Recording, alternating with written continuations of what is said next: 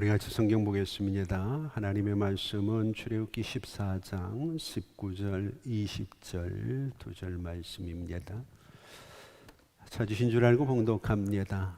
이스라엘 진 앞에 가던 하나님의 사자가 그들의 뒤로 옮겨가매 구름 기둥도 앞에서 그 뒤로 옮겨 애굽 진과 이스라엘 진 사이에 이르러 서니 저쪽에는 구름과 흑암이 있고 이쪽에는 밤이 밝혔으므로 밤새도록 저쪽이 이쪽에 가까이 못하였더라. 아멘. 오늘도 각별하신 하나님의 은혜와 귀하신 하나님의 은총이 여러분 모두와 꼭 함께 하시기를 간절히 소망합니다. 오늘 본문의 말씀과 주보에 함께 나가 있는 출애굽기 13장 21절 말씀, 그리고 신명기 1장 29절부터의 말씀은 서로 이렇게 맞물려 있는 연결되어진 말씀입니다. 그래서 하나님의 말씀을 전하고 진행하는 중에 본문의 말씀들과 연결되어진 내용들을 여러분들에게 찾아가며 말씀을 전하고자 합니다. 오늘 본문의 내용은 대단히 중요한 내용입니다. 그래서 19절, 20절은 다음 주에도 혹여 그 다음 주에도 계속해서 우리가 좀 묵상을 해야 될 깊은 내용이 들어 있습니다. 그 중에 오늘은 앞부분에 대한 부분들만 말씀을 드리려고 합니다. 19절에 보면 이스라엘 진 앞에 가던 하나님의 사자, 이스라엘의 진 앞에 가던 앞장서신 하나님에 대한 이야기입니다. 출애굽기 13장에 나와 있는 말씀도 신명기 1장에 나와 있는 말씀도 앞서가시는 하나님입니다. 오늘 여러분, 누군가가 나보다 앞서간다고 하는 것은 우리에게는 대단히 평안과 위로가 될 수 있는 부분입니다. 아무도 모르는 길을 아무와도 함께 하지 못한다면 얼마나 두렵고 어렵겠습니까? 이 코로나가 언제 끝날지도 모르고 우리에게 주어진 어려운 상황이 어떻게 정리될지 우리는 모르지만 분명한 것 하나 있습니다. 우리보다 하나님이 앞서가고 계시다는 겁니다. 하나님은 도대체 왜 앞서갔을까? 하나님께서는 한 가지 이유 때문에 그렇습니다. 하나님이 우리를 얼마나 사랑하고 있는지를, 하나님을 따라가는 길이 험하고 어려울지라도 얼마나 안전하게 지키고 보호하고 인도하시는가를 우리에게 보여주기 위해서입니다. 그래서 오늘 주제가 보여지는 하나님의 사랑. 더 적나라하게 말씀을 드리면 당신은 이 어려운 시기에 하나님의 여러분들을 사랑하는 그 모습을 보고 계십니까? 하나님이 보이십니까? 하는 질문을 우리가 스스로에게 좀 던져야 되지 않는가 생각을 합니다. 신명기 1장을 보면 구약의 하나님을 이렇게 설명합니다. 너희보다 먼저 가시는 너희 하나님 여호와를 보라. 너희보다 먼저 가시는 너희 하나님. 그냥 하나님이 먼저 가시는 하나님이 아니라 너희보다 먼저 가시는 너희의 하나님 여호와를 우리가 봐야 된다는 거죠. 신약 성경도 마찬가지입니다. 히브리서 6장 20절을 보면 앞서가신 예수께서 우리보다 앞서가시는 예수에 대해 설명을 합니다. 사실 우리 인생이라고 하는 것이 과거도 현재도 미래도 우리보다 늘 하나님이 앞서가시는데 문제는 내가 그 하나님을 못 보고 있다는 거예요. 그러니까 하나님이 우리보다 앞서가는 것을 못 보니까 두렵고 걱정이 되고 염려가 되는 거죠. 우리가 성경을 보면 하나님이 우리에게 이런 말씀을 하십니다. 기도하는 중에도 제가 그 성경을 인용을 했습니다만 우리가 아직 죄인 되었을 때 하나님께서 그 아들을 세상에 보내시고 십자가에 죽이심으로 우리에 대한 하나님의 사랑을 확증하셨다, 그렇게 이야기하죠. 하나님은 이미 우리에게 하나님의 사랑을 보여주셨어요. 그 아들 예수의 십자가의 죽음을 통해서. 그래서 우리는 십자가를 볼 때마다 하나님의 사랑을 확인하게 되고 하나님의 사랑이 보여지고 내가 얼마나 하나님의 사랑을 받는 사람인가를 스스로 생각하며 어려움들 속에 소중한 나를 다시 한번 믿음으로 세워가는 경향들이 많이 있죠. 과거를 한번 볼까요? 하나님이 처음 세상을 시작하시고 세상을 창조하실 때 하나님께서는 우리를 먼저 만들지 않았어요. 세상의 모든 것들을 다 먼저 만드셨어요. 하나님이 앞서가시는 거죠. 그리고 나서 그것들을 누릴 수 있도록 하나님이 마지막으로 우리 인간을 만드셨습니다. 먼저 가시는 하나님이 보이시나요? 현재는 어떤가요? 우리가 잘 믿었기 때문에, 우리가 잘 견뎠기 때문에 하나님께서 우리를 구원한 게 아니잖아요. 이스라엘 백성들의 율법대로 잘 살았기 때문에 하나님께서 이스라엘 백성들을 출애굽시키고 홍해를 건너게 하신 게 아니잖아요. 우리의 구원은 먼저 우리를 위해서 이 땅에 오신 예수의 은혜로 인하여 믿음이라는 방법을 통해서 구원을 얻게 된 것처럼 이스라엘 백성들이 힘들다고 어렵다고 부르짖을 때 하나님은 조건 없이 그들을 출애굽시키신 거예요. 오늘 홍해를 건너게 하신 거예요. 그리고 나서 하나님은 시내산에서 그들에게 하나님의 백성답게 살라고 먼저 은혜가 베풀어진 거죠. 우리의 앞날 미래는 어떨까요? 예수님이 제자들에게 요한복음 14장에서 말씀을 하셨어요. 너희는 마음에 근심하지 마라. 하나님을 믿으니 또 나를 믿으라. 그러면서 주님이 하시는 말씀이 내가 너희의 있을 처소를 예비하러 간다. 주님이 우리보다 먼저 가셔서 우리의 있을 곳을 예비하고 계시는 거예요. 그리고 그것이 예비되면 다시 와서 너희를 나 있는 곳으로 데려갈 것이라고 말씀하십니다. 하나님은 앞서가시는 분입니다. 이 코로나의 위기 속으로 우리를 몰아넣으시는 하나님이 아니라 우리보다 앞장서서 이 어려움을 통해서 우리에게 하나님은 뭘 원하시는지를 보여주고 몸소 우리의 삶을 이끌어 가시는 그 하나님의 사랑을 믿음의 눈으로 바라볼 수 있는 성도들이 꼭 되기를 소망합니다. 오늘 본문에 나와 있는 이스라엘 백성들에게 하나님이 앞서가면서 하나님이 얼마나 그들을 사랑하시는가를 보여주고 계신데, 문제는 이스라엘 백성들이 애굽이라고 하는 나라, 바로라고 하는 임금, 그리고 애굽에서 어떻게 살아남아야 되는지에 대한 정보와 지식은 속된 말로 빠삭합니다. 그런데 문제는 그들을 인도하고 이끌어가며 이 어려움들을 해결하고 가나안 땅으로 그들의 손을 잡고 가시는 하나님에 대한 정보는 전혀 없다는 겁니다.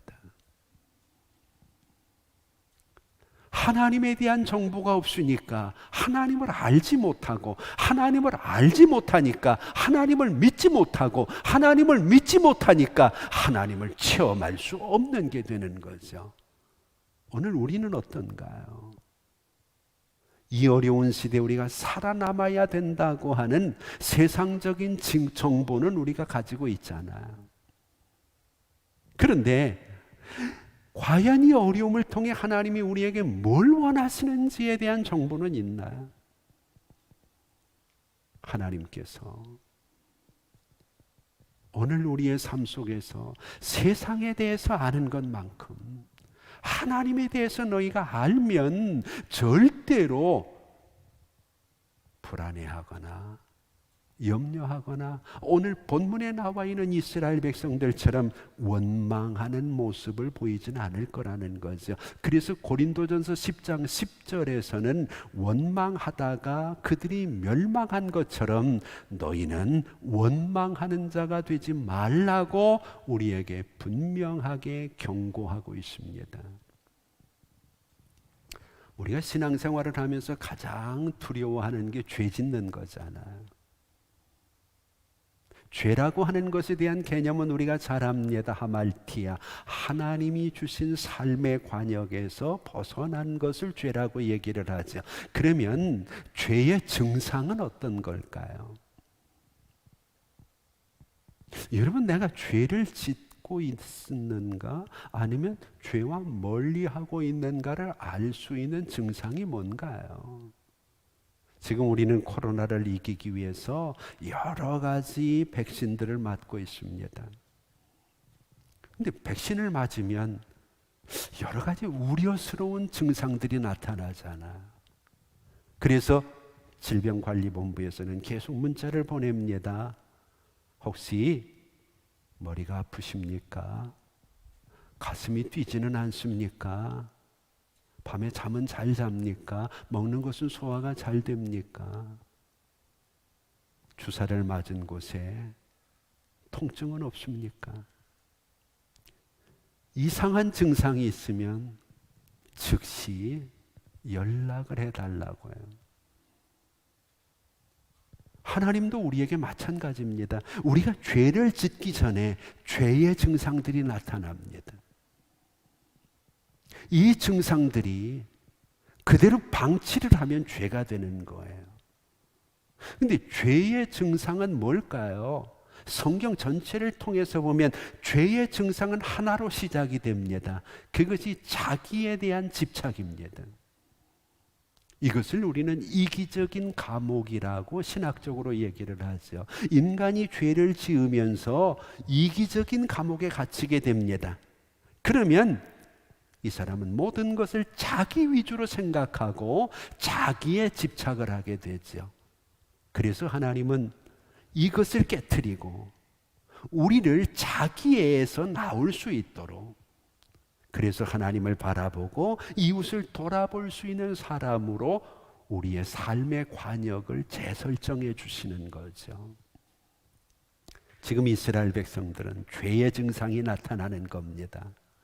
바로가 무서운 게 아니고 바로 때문에 자기들이 어떻게 될까 봐, 홍해가 두려운 것이 아니라 홍해에 내가 빠져 죽을까 봐. 오늘 이 코로나는 어떤가요? 다른 사람이 걸려서 그것 때문에 염려도 되고 걱정도 되지만 우리 모두는 나로 인해 이것이 문제가 될 것 같고 내가 거기에 걸리면 어쩌나 하는 이런 염려와 걱정 속에 우리가 있습니다. 이렇게 자기라고 하는 것에 집착을 하게 되면 하나님을 볼 수 없어요. 하나님을 따라갈 수 없어요. 그러다 보니까 원망과 불평이 나오게 되고 내 마음대로 되지 않으면 그것이 마치 하나님이 원하시지 않는 것처럼 생각을 하게 되는 거죠. 오늘 하나님께서는 우리에게 거기서 탈출할 수 있는 방법들을 말씀하십니다. 고린도후서 4장 7절을 보면 우리가 이 보배를 질그릇에 가졌으니, 우리 몸이 질그릇인데 예수라는 보배를 우리가 가졌다는 거예요. 근데 이것이 우리의 삶에 나타나기 위해서는 나의 자아가 깨져야 된다는 거예요. 질그릇이 깨지지 않으면 그 속에 있는 보배가 나오지 않는다는 거죠. 근데 많은 사람들이 이 자라고 하는 것으로 신앙을 감싸버리니까 하나님은 능력이 있는데 자기 수준의 하나님으로밖에는 평가하지 않는 거죠. 그러다 보니까 어려움만 있으면 내 힘으로 해결할 수 없으니까 하나님도 해결할 수 없을 것이라고 하는 지레짐작으로 약한 모습을 보이고 이스라엘 백성들처럼 원망하며 불평하게 되어지는 거죠. 지금은 이 코로나 때문에 우리가 모이는 것이 쉽지 않지만 우리 청년들을 지도하면서 청년들이 주어진 상황 속에서 믿음뿐만 아니라 책을 많이 읽히는 일들을 했습니다. 그래서 책 모임이라는 것도 만들고 그들이 책을 읽고 서로 토론하고 발표를 하고, 그때 우리 청년들이 공통적으로 던지는 질문이 하나 있습니다. 왜 우리가 책을 읽어야 됩니까? 여러분 어떻습니까? 왜 책을 읽어야 되나요? 어제도 결혼식이 있어가지고 서울까지 결혼식에 다녀오는데, 다녀오다 건널목에서 차가 잠시 섰는데 버스 정거장 앞이었어요. 세 사람이 이렇게 앉아있는데 다 등을 돌리고 휴대폰을 들여다보고 있더라고요. 그 아내가 제게, 일본 사람들은, 저는 일본을 못 가봤습니다. 그렇기 때문에 뭐 정확하게 얘기는 할 수 없는데 제 아내는 일본을 가봤거든요. 그러니까 아마 정확할 것 같아요. 일본 사람들은 지하철, 버스 이런 곳에서도 책을 많이 읽는다고 하는데 우리나라는 어떻게 휴대폰만 들여다보고 있다고. 그게 많이 안타깝다고. 우리 청년들은 어떠냐고. 그래서 많이 생각을 좀 해봤어요. 우리 민족의 독서량은 세계에서 수준급이잖아요. 끝에서. 거기에 혹시 내가 일조하고 있지는 않나. 여러분들이 1년에 책을 몇 권이나 읽으시나요? 물론 그러면 항변하실 분도 있어요. 요즘에는 휴대폰으로 다 책이 나옵니다. 물론 저도 알죠. 저도 이북을 가지고 있으니까. 과연 휴대폰을 통해서 책만 들여다볼까요? 청년들이 제게 묻습니다. 왜 책을 읽어야 됩니까?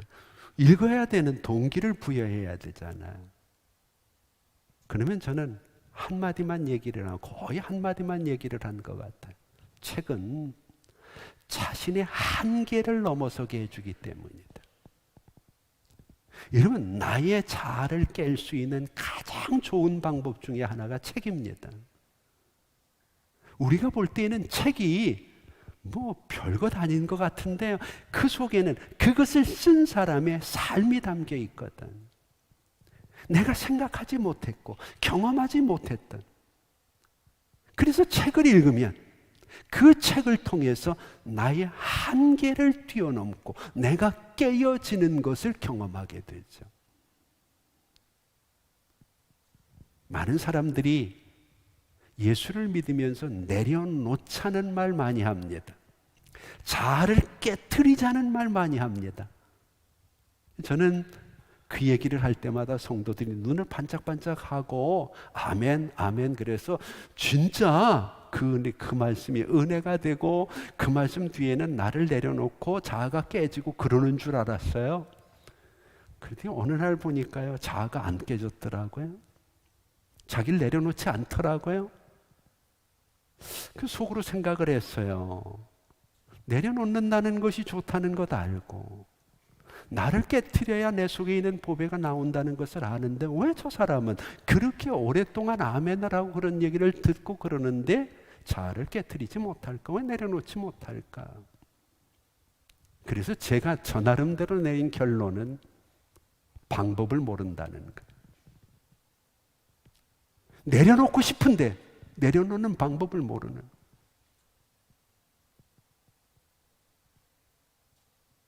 나의 자아를 깨트리고 싶은데 어떻게 해야지 자아가 깨지는지를 모른다는 것.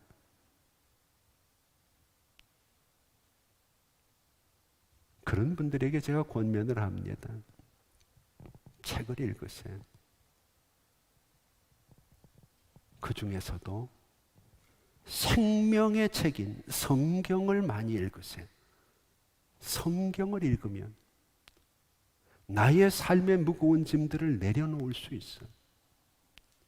나의 자아가 깨지는 것을 경험할 수 있어요. 그래서 성경을 읽다 보면 자꾸 성경이 나한테 뭔가를 얘기하는 것 같고요. 실제로 디모데후서 3장 16절을 우리가 잘 알잖아요. 하나님의 말씀은 하나님의 감동으로 된 것은 네 가지 일을 해요. 교훈하고 책망하고 바르게 하고 의로 교육을 해요. 세상에 어떤 책도요, 이 네 가지를 다 가지고 있는 책이 없어요. 근데 더 중요한 것은 그 다음이에요. 17절 18절을 보면 그렇게 하는 이유가 두 가지로 나와요. 하나는 하나님의 사람으로 온전하게 하기 위해서, 내가 하나님의 사람 된 것으로 만족하지 않고 이제는 하나님이 원하시는 온전함으로 나가기 위해서 그 일이 주어져야 돼.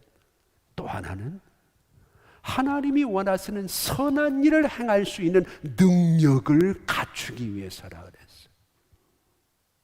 오늘 여러분, 이스라엘 백성들처럼 세상에 대한 삶의 지식은 바삭하잖아요. 어느 주식을 사면 돈이 되는지 잘 아시잖아요. 아파트 청약은 어떻게 해야 되는지 너무 잘 아시잖아요. 근데 하나님의 나라에 대해, 하나님이 뭘 원하시는지 하나님에 대한 정보는 전혀 없으면 오늘 이스라엘 백성들처럼 앞서서 하나님이 가고 계시는데도 여전히 두려워하고 염려하고 불평하고 원망할 수밖에 없다고 하는 거죠. 이것을 구체적으로 가장 잘 우리에게 표현하고 있는 사람들이 성경의 위대한 사람들인데, 그 중에 한 사람 요셉을 한번 볼까요? 창세기 45장 5절에 보면 요셉이 형제들을 용서하는 장면이 나와요. 형제들은 요셉을 팔아먹은 것 때문에, 요셉이 그동안 했던 고생 때문에 두려워하고 있었거든. 근데 야곱이 죽어요. 그러니까 이제는 자기들에게 보복이 다가올까 봐 걱정을 하는데, 요셉이 그들을 향해서 5절에 이런 말씀을 하셔요. 당신들이 나를 이곳에 팔았으므로 근심하지 마소서, 한탄하지 마소서. 하나님이 생명을 구하시려고 나를 당신들 앞서 보내셨나이다.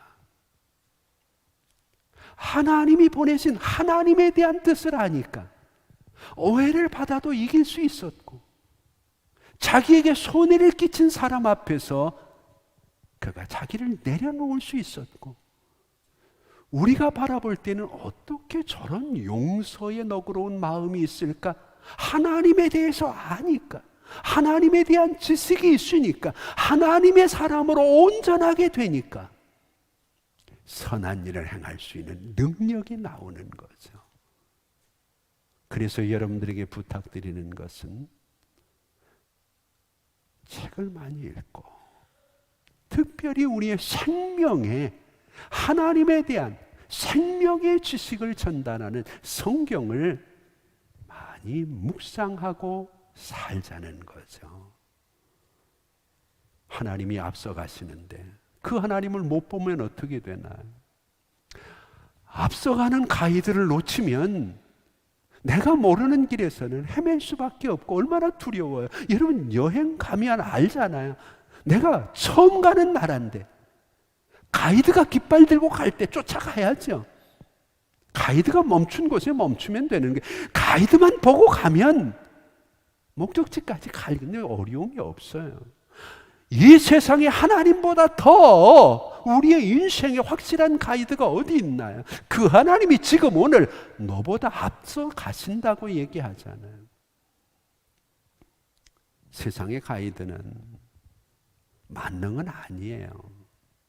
근데 하나님의 인생 가이드는 만능이거든요.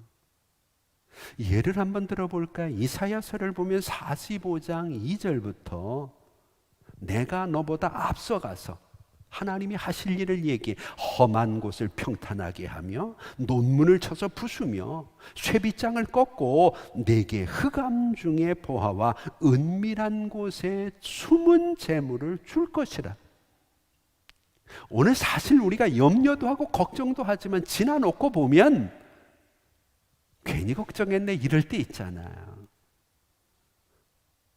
아니 내가 별것도 아닌 것 때문에 너무 염려를 많이 했네. 괜히 밤잠 못 자고 이게 뭐야. 근데 사실은 원래 그것은 염려해야 될 일이고 밤잠 못 자고 고민해도 될까 말까 한 일이었어요. 그런데 하나님이 앞서가시면서 험한 곳을 평탄하게 해놓으니까 나는 그게 원래부터 평탄한 것처럼 느낄 뿐이고, 논문을 열어놓으니까 문이 열렸구나 하는 거 생각하는 거지 원래부터 그런 게 아니라는 거예요. 우리보다 앞서가시는 하나님은 이렇게 능력이 있는 대단한 하나님이라는 것 꼭 기억하고, 하나님의 보여지는 사랑이 있을 때 우리가 그 하나님을 잃어버리지 않고 쫓아가는 은혜가 꼭 있기를 바랍니다. 위험한 지역을 통과할수록, 어려운 일을 만날수록 의지할 것은 주님밖에 더 있나요? 이 코로나가 우리를 더 주님을 보게 하고 주님을 따라가게 하고 주님과의 거리를 좁힐 수 있다면 앞장서신 그 주님이 반드시 여러분들이 겪어야 되는 험한 곳을 평탄하게 먼저 하실 거예요. 곳곳을 막고 있는 논문과 쇠빗장을 꺾어버리실 거예요.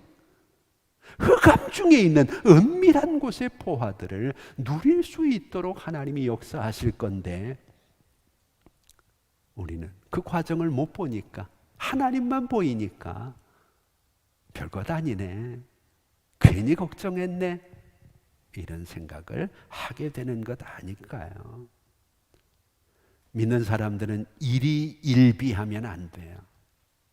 좋은 일 있다고 교만해지거나 조금 어려운 일 있다고 낙심하거나 이러지 말고, 상황을 보지 말고 앞장서신, 앞서가시는 하나님, 하나님이 보여주고 싶어하는 그 사랑을 온 몸으로 경험하는 한 주간이 꼭 되기를 바랍니다.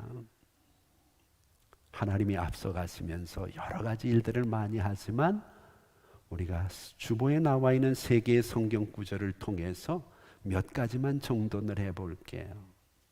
자, 첫 번째로 하나님은 왜 앞서가시는가?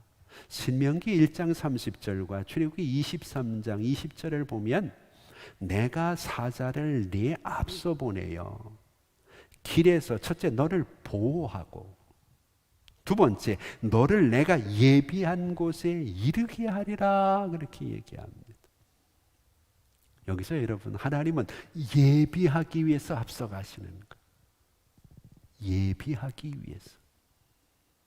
대통령이 어느 나라를 순방하면은 미리 앞서가서 예비하는 사람들이 있습니다. 이번에 아프가니스탄에서도 많은 사람들이 우리 한국으로 왔잖아요.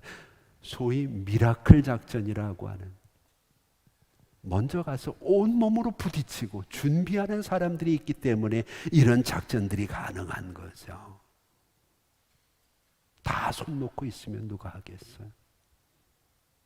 하나님이 우리를 위해서 왜 앞서가시는가? 예비하기 위해서. 여러분들이 사전을 찾아보면 예비라는 말을 2가지로 설명을 해요. 첫째는 예비는 앞에서 미리 마련해 두는 거예요. 미리 마련해 두는 거예요. 2번째 사전의 단어는 충분히 갖추어 두는 거예요. 주님께서는 우리의 삶에, 우리에게 필요한 모든 부분들을 미리 준비해 놓으시고 갖추어 놓으시는 분이에요. 갖추는 과정에 어려움들이 있고 우리에게 주어지는 문제들이 우리를 힘들게 하는 것뿐이죠. 그 대표적인 사건이 창세기 22장. 아브라함에게 하나님이 시험하여 내 사랑하는 내 독자 아들 이삭을 내가 내게 지시하는 땅에서 내게 드려라. 얼마나 마음에 혼란이 있어요. 얼마나 두려웠어요. 얼마나 떨리고 얼마나 하나님이 원망스러웠겠어요. 100세 얻은 아들인데. 이때 사용된 단어가 예비라는 단어예요. 여호와 이레. 하나님이 미리 갖추어 놓으셨어요. 하나님이 미리 준비해 놓으셨어요. 하나님이 왜 이스라엘보다 앞서가시는가? 이 코로나 시대에 왜 하나님이 우리보다 앞서가시는가? 단순히 코로나를 이기게 하기 위해 아니고 우리에게 하나님께서 준비하신 축복의 그 역사를 감당할 수 있도록 우리를 하나님이 준비하시고 자격을 갖추게 하기 위해서라고 얘기하시는 거죠. 하나님은 믿고 따라가면, 순종하면 준비된 것, 갖추어 놓은 것을 우리가 가지게 되는 거예요. 여러분에게 이런 질문 한번 해볼까요? 좀 전에도 제가 얘기를 했잖아요. 내려놓으라 그랬더니 우리 성도들 성경 공부하면 다 아멘 했는데 하나도 안 내려놓고 가는 거예요. 아멘 하면 내려지는 게 아니고 내려놓는 방법이 있는데 그걸 안 가르쳐줘서 그렇다는 걸 뒤늦게 깨달았다 그랬죠. 제가 성경을 읽으면서 우리 성도들 수준을 굉장히 높게 봐요. 그래서 웬만한 것은 그냥 넘어가거든요. 여러분들이 알고 있으리라고 믿고, 뭐 그 정도 신앙생활 했으면 뭐 그 정도는 다 알 텐데 뭐 그걸 또 설명하면 잔소리 안 될까? 뭐 이런 염려가 항상 설교 준비를 하면서 있어요. 근데 지금도 우리가 출애굽기 14장 여기까지 오는 동안 지금 2년 걸렸어요. 출애굽기만 지금 2년을 하고 있는 거죠. 근데 사실은 너무 제가 성경을 대충 건성으로 여러분들에게 말씀드리는 것 같아 미안할 때가 많아요. 이 굉장히 중요한 책들인데 여러분들 이 정도는 알고 있으리라 생각을 하고 그냥 그 부분을 넘어가다 보니까 실제 모르는 부분들이 꽤 많이 있어요. 그러면 아까 얘기를 했잖아요. 하나님에 대한 정보가 없으면 알지 못하니까 믿지 못하고 믿지 못하니까 하나님을 체험하지 못하게 돼. 기적을 경험 못하더라는 거. 그래서 19절 20절도 좀 이게 중요한 성경이거든요. 지금 하나님이 앞에 계시잖아요. 근데 19절에 보면 또 뒤로 가셔요. 다음 주에는 뒤에 계신 하나님에 대해서 또 얘기를 해야 될 판이에요. 근데 거기서 멈추지 않잖아요. 20절을 보면 하나님이 편을 나누셔요. 이쪽 저쪽. 이것도 얘기를 해야 될 텐데 그냥 알고 있으면 넘어가고요. 참 안타깝고 답답할 때가 참 많아요. 이런 질문 한번 해볼까요? 우리가 성경을 보면 디모데전서 6장 12절 우리가 너무 잘 아는 성경이죠. 믿음의 선한 싸움을 싸워라 영생을 취해라. 두 개로 나 믿음의 선한 싸움 영생.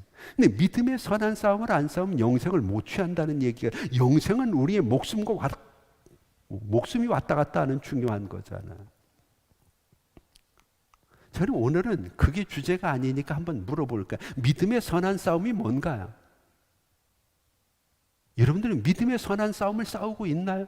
저는 믿음의 선한 싸움을 싸우라 그러면 여러분들이 아멘 해서 믿음의 선한 싸움이 뭔지 다 아는 줄 알아요. 근데 청년회를 제가 하면서 강점이 뭐냐 하면 청년들에게는 알고 있는 것도 제가 지금 얘기하는 것 좀 물어보거든요. 믿음의 선한 싸움을 싸워라. 아멘 그러면 그럼 믿음의 선한 싸움을 너는 어떻게 싸우냐? 그래서 이 담임 목사하고 청년들이 같이 성경 공부를 하면 좋은 거예요.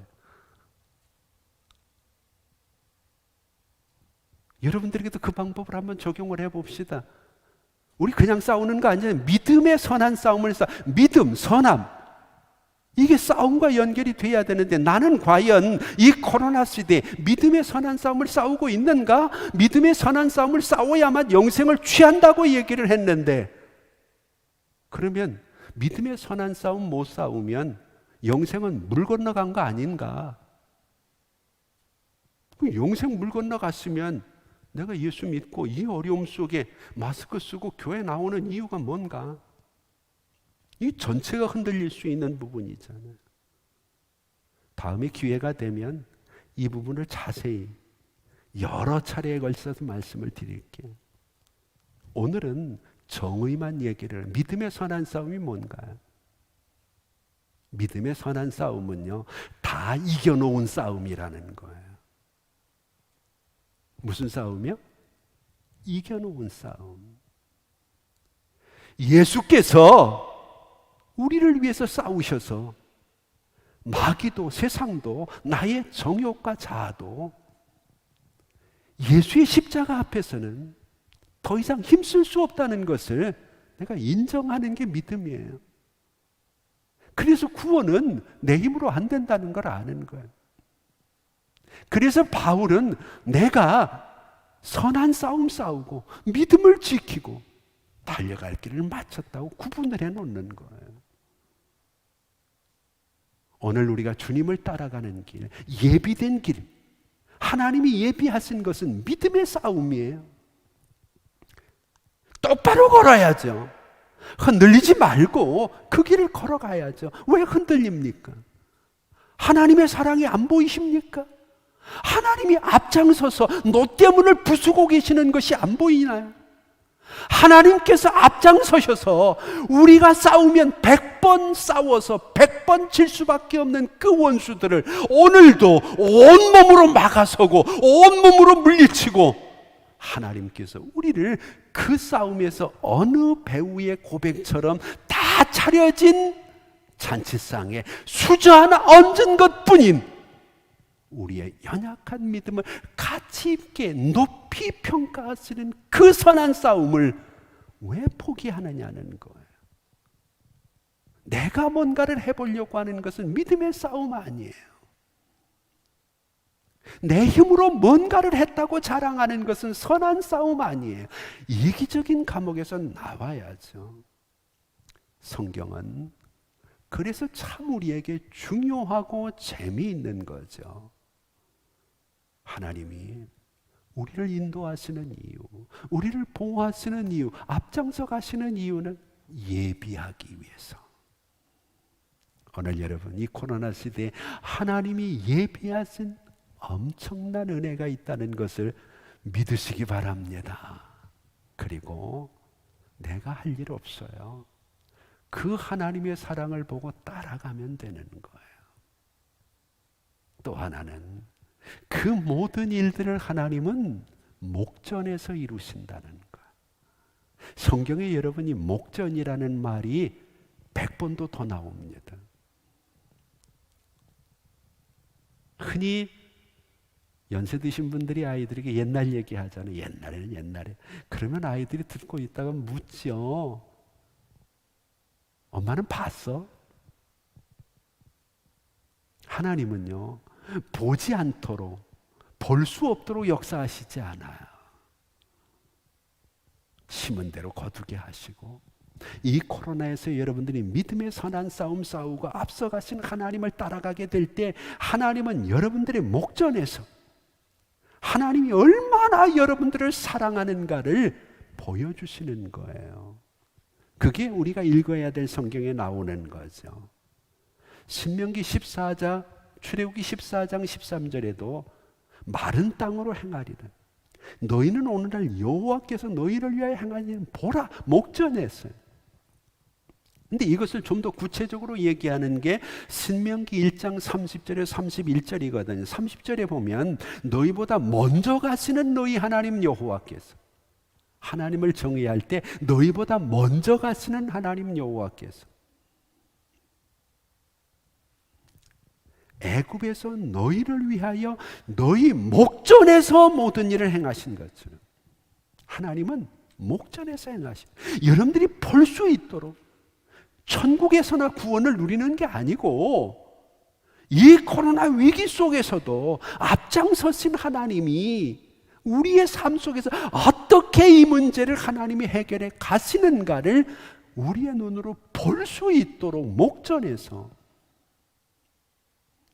사무엘서도 보면은요, 사무엘상 12장 16절에서 너희는 이제 가만히 서서 여호와께서 너희 목전에서 행하시는 이 큰 일을 보라, 그렇게 얘기를 해요. 여호와의 목전이라고 하는 말은 내가 하나님의 눈앞에 있다는 얘기예요. 하나님 뒤에 숨어 있는 게 아니라 하나님이 일하시는 것을 내가 바라볼 수 있는 거죠.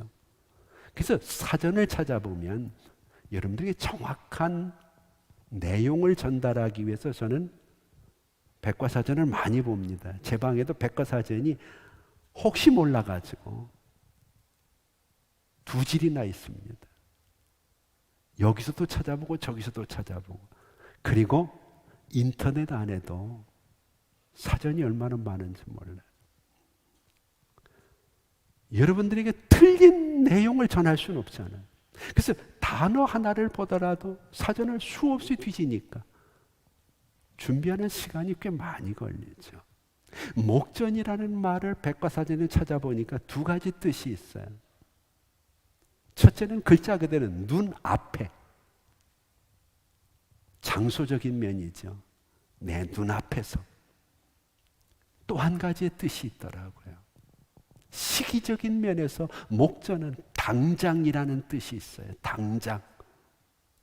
하나님께서 내 목전에서 하는 것은 하나님의 나라 가서가 아니고 지금 내 눈앞에서 당장 하나님이 일을 이루신다는 거예요. 하나님의 그 시기를 우리가 모르기 때문에 오늘도 우리의 삶의 염려와 걱정이 큰 것 아니냐는 거죠. 시편 23편을 보면은요, 하나님이 우리에게 상을 주실 때도 원수의 목전에서 상을 주신다는 얘기가 있잖아요. 한 가지 더 중요한 게 있어요. 하나님은 왜 앞서가시는가? 예비하기 위해서, 우리의 목전에서 하나님의 역사를 보여주기 위해서. 또 한 가지 중요한 것은 보장을 위해서, 우리를 예비한 곳에 이를 수 있도록 보장을 해주시는 거예요. 이 보장이라는 말은 보증이라는 말과 보호라는 말이 합쳐져서 보장이 된 거예요. 여러분, 누가 여러분들에게 보증서 달라 그러면 요즘에 많이 그런 일이 없고 보증기금이 있어서 보증을 많이 쓰는 사람들이 있지만, 개인적으로 예전에는 보증을 부탁했잖아요. 보증 잘못 쓰면 이게 집도 날라가고 폐가 망신하는 경우 있잖아요. 이 보증에 대해서 우리가 노이로제가 있어요. 근데 하나님은 나 같은 거 뭘 믿고 내 믿음을 보증해 주시는 거. 앞서가시는 이유는 나를 보호하고 보증하기 위해서. 이러면 세상에 내가 아무런 부담 없이 보증해 달라고 손 내밀 수 있는 사람이 몇이나 되나요? 많지 않아요. 하나님이 앞서가시는 이유는요, 여러분들을 보장하기 위해서, 보증하고 보호해 주기 위해서. 그래서 신명기 1장 31절 33절에서 하나님은 우리를 보장하시는데 마치 아비가 아들을 안는 것처럼, 안고 가는 것처럼 우리의 인생을 안아주시겠다고요. 우리의 인생 여정, 이 코로나의 위기 속에서 하나님은 우리를 안고 가신다는 거예요. 보장해 준다는 거예요. 내 품에 있는 걸 어떻게 뺏어가겠어요? 근데 왜 우리는 그걸 못 보고 못 느끼는가? 그 이유를 모세가 우리에게 신명기 31장에서 설명을 해줘요. 광야 생활을 다 끝내고 가나안 땅을 바라보면서 모세가 못 들어가잖아. 너무 한이 되는 거예요. 너무 가슴이 아픈 거예요. 여호수아가 너무 부러운 거예요. 그렇지만 이때까지 그를 위해 예비하시고 그를 보장하셔서 그의 목전에서 그를 이끌어 오신 하나님에 대해서 마지막으로 가르치는, 여호수아에게 부탁하는 내용이 신명기 31장이거든요. 모세의 유언입니다. 모세가 여호수아에게 이렇게 얘기를 합니다. 7절을 보면 모세가 여호수아를 불러서 온 이스라엘의 목전에서 그에게 이르되, 첫째, 너는 강하고 담대하라. 두 번째, 너는 이 백성을 거느리고 여호와께서 그들의 조상에 주리라고 맹세하신 땅에 들어가서 세 번째, 그 땅을 차지하게 하라. 가장 중요한 단어는 그 다음입니다. 31장 8절에 보면 그리하면 여호와 그가 내 앞에서 가시며 너와 함께 하시며 너를 떠나지 아니하시며 너를 버리지 아니하시리라. 하나님 왜 내 인생에 앞서가시지 않습니까? 그리하면이 없으니까. 그리하면 뭐라고 해요? 하나님이 앞서가신다고. 뭘 그리하라는 거예요? 첫 번째 얘기했잖아요. 자신감을 좀 가지라는 거예요. 하나님의 자녀가 되는 권세를 하나님이 주셨잖아요, 우리에게. 코로나가 우리를 해할 수 없다고 말하잖아요. 설사 이것 때문에 문제가 생겨도 우리의 영생이 흔들리는 건 아니잖아요.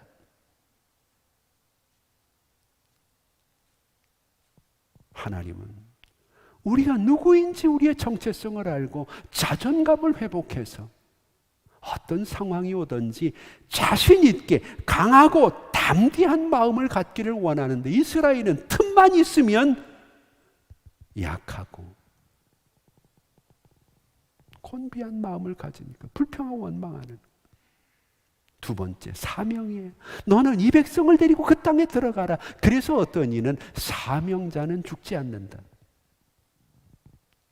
사명이 있으면, 할 일이 있으면 하나님께서 그를 지키시는 거예요. 그래서 일생 동안 직장에 나가 열심히 일하던 사람이 어느 날 퇴직을 합니다. 그때를 조심해야 된다 그러죠. 할 일이 갑자기 없어지는 거예요. 그러면 사람이 병들 수 있어요. 신앙생활을 하고 있는 우리가 이 코로나 때문에 할 일이 없어졌어요. 그럼 신앙이 병드는 거죠. 여러분, 우리에게 주어진 상황에 사명 잃어버리면 끝나는 겁니다. 내 가정에서 내가 할 일이 없어요. 내 자식을 위해서 내가 할 일이 없어요. 아내를 위해서, 남편을 위해서 할 일이 없어요. 교회 와도 할 일이 없어요. 그러면 그때 우리 신앙이 흔들리는 거예요. 앞서가신 하나님을 볼 수 없는 거예요. 마지막으로 중요한 게 하나님이 약속에 붙들려야 되는데 약속이 없다는 거예요. 하나님은 우리에게 분명히 말했어요. 세상 끝날까지 내가 항상 너희와 함께 있으리라. 믿으면 아멘 하시기 바랍니다. 이 코로나 시대도 세상 끝날은 아니잖아요. 오늘 여러분, 하나님은 우리에게 하나님의 사랑이 보여지도록 자꾸 보여주십니다. 이 고난과 어려움 속에서 우리는 안고 가시는 그 하나님을 경험하면서 예비한 곳에 이르도록, 우리의 삶의 여정에서 목전에서 역사를 행할 수 있도록, 특별히 우리의 삶을 보장하시는 그 하나님 앞에 자존감을 회복하고 믿는 사람답게 강하고 담대한 마음을 가지고 이 시대에, 이 어려움 속에 내가 해야 될 일이 뭔가 사명을 확실히 깨닫고 오늘 하나님의 약속에 붙들려서 이번 한 주간도 꼭 앞서가시는 하나님을 바라보며 힘있게 주님을 따라가는 저와 여러분들이 될 수 있기를 주의 이름으로 축복합니다. 기도하겠습니다. 이제는 우리 주 예수 그리스도의 은혜와 우리 아버지 하나님 극진하신 사랑하심과 성령님의 감화 감동 위로 교통하심이 어려울수록 앞길이 막막할수록 우리의 주변에 코로나가 창궐하여 우리가 더 힘들고 고통스러운 시간을 지날수록 내가 얼마나 무기력하고 연약한가 깨닫고 나를 비우고 나를 깨트리고 우리보다 앞서가시는 그 하나님의 사랑을 우리가 보여지는 하나님의 믿음의 사랑을 바라보며 하나님을 따라 홍해를 건너고 광야를 지나고 예비한 그곳에 이를 수 있기를 소망하는 우리 성도들과 어려움 속에 있는 이민족들 세계 열방 위에 이제부터 영원토록 함께 있을지어다. 아멘.